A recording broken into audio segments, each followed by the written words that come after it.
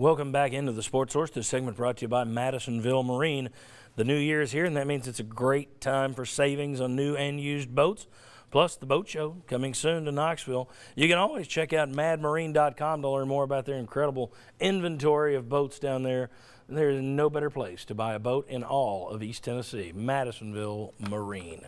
All right, quick hitters on football for everybody. I'm going to give everybody about 30 seconds here on each one of these. Josh, I'll start with you. The Vols finished the early signing period ranked number 22 in the nation. Considering the timing of things, that's pretty good. Where do you think they'll be ranked come February when all is said and done? I think Tennessee's on a better track than what I would have expected at the start of this recruiting process for Jeremy Pruitt and his staff. So I think Tennessee will finish in the top 15, and if all things go right, I think Tennessee could be a top 12 to 10 class in the country. Wow, that'd be a heck of a close. They've already pulled off an upset or two that I didn't expect. Elijah Griffin now looks like regulators mount up. Yes. Warren G's son. Yes, and he would be one of those highly touted players that if Tennessee's able to land him, it would make a big difference with the with where Tennessee is in the recruiting rankings. But they're going after several players like Elijah Griffin, a 4-star highly touted player, who had been committed to UCLA. And he is decommitted, so Tennessee is his leader ahead of USC's in the mix. UCLA, I'm sure, will still try to push. Okay, Jimmy Himes, 30 seconds on this one. It may not take you that long. Jeremy Pruitt getting all kinds of praise for doing double duty right now. He's been making phone calls on behalf of UT. He's also been handling and taking care of business down there of the defense coordinator job at Alabama as he prepares for the semifinals in the college football playoff. People are really praising him for doing the job right. Not to take anything away from him, but how much credit do you give him just for doing what he's supposed to do? In my view, I can only think of one guy who didn't and got himself fired in that position. That's Lane Kiffin. I'm not trying to take away from Pruitt, but am I being too cynical on that? Or? Well, no, and then the other guy that did it right, and he ended up at Georgia, and that just a couple years previously, is Kirby Smart. So he wore 2 hats. And he, after he finished his Alabama duties, he would go to his Georgia duties. That's exactly what Pruitt's doing. It's almost like praising a guy for passing his course. Well, you're supposed to pass your class. So, yeah, I think it's good what he's doing, but I wouldn't go overboard in praise based on what he's handling right now. Where I would go overboard on praising is they end up in the top 12 in the country in recruiting, and if they're able to get 8 or 9 solid players between now and February the 7th. Yeah, I think most people look good when you compare them to Lane Kiffin. And that's, Lane Kiffin really botched something down there. I expected Jeremy Pruitt to be more professional than Lane Kiffin. I would expect you, if you were running the Alabama defense, to be more professional, and you're not very professional. Mike Strange, next one. John Kelly is leaving the UT football program for the NFL. Not a big surprise. How big of a hit on that first roster for Jeremy Pruitt is that? Well, normally I think running back's a position where you can plug in guys and minimize, the loss. However, John Kelly was the best offensive weapon on a team that didn't have any offensive weapons last year, so I think it's significant. Look at the difference from 16 to 17 when they lost their offensive playmakers, and now they're losing another one. So I think it's significant. All right. Chuck Cavaleris. T. Martin had a couple of comments this week that caught people's attention. The first one, USC was going up against Ohio State. Obviously, he was going to be asked about his alma mater and Greg Schiano. He said nice things about Schiano.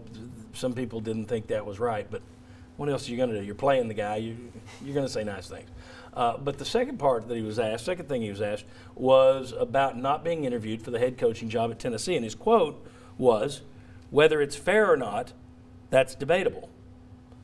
Okay, well, that seems to tell me you don't think it was fair. Your thoughts on his answer? It's an honest answer. Well, it might be an honest answer, but it's like my ex-wife always said, life isn't fair.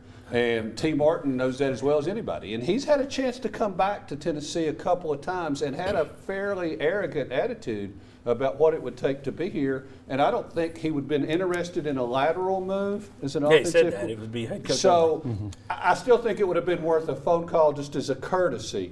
But he's entitled to his opinion. And I know a lot of people have a very high opinion of T. Martin. Well, the phone call was, we'll interview as a coordinator or talk to you about you're not coming as a head coach. Yeah. That's what offended him, yeah. And then what, do you hang up and call the Southern Cal football office and ask to talk to Clay Helton? Here we go. Let me, last thing, John Gruden going to be apparently offered an ownership stake in the Oakland Raiders. My question, that big Vol staff that he had all lined up for November, are they going to go coach your Raiders? It's going to be an all-VFL staff. So Dale Jones is going to be the defensive coordinator for the Raiders? All right. I'm just being a jerk. Yeah, Reggie McKenzie was putting it together. Well, see, there you go. It was the both of them. So they did have – it was already done. The deals were cut. It's an all-Vol staff to do the Raiders. Tennessee isn't announcing these guys yet. At some point, we assume they will announce who their coaching staff is. But let's take a look. They made another hire this week. Jeremy Pruitt sits on top. Obviously, you're over on the far right. You saw where you see where they last coached. Tyson Helton, your quarterback coach, coming in from USC. I put up their pass game coordinator. That's a guess. You know, he's going to be calling plays, we think. Will Friend, offensive line coach, could be your run game coordinator. He was the offensive coordinator last year at Colorado State. Robert Gillespie, a holdover from right here. Brian Niedermeyer was an off-field coach at Alabama. He's going to be doing tight ends here. I'm throwing that out. VolQuest threw that out there. I'll credit them on that one. Jimmy, you might have had that as well. Brian McClendon, everybody thinks that's going to be your hire at South Carolina. He'll be your receivers coach. He's calling plays in the bowl game for South Carolina, so we'll see if he comes here or not, but that's where most people are thinking. Kevin Shearer, inside linebacker coach. I've seen some people say he might be the co-defensive coordinator. I still think it's just going to be defensive coordinator, but I've seen and heard co-defensive coordinator with Chris Rumpf. Who's also coming in. Tracy Rocker, defensive line coach. Terry Fair, quarterback coach. And then this week they hired for their safeties and special teams units Charles Kelly, who since Jeremy Pruitt left Florida State, he's been the defensive coordinator at Florida State. That is a pretty good staff on paper. Don't know how it's going to work, but that's a lot of Southern big-name schools and a lot of ties to the SEC. You like the names on the right that you were talking about, where they came from. Yes.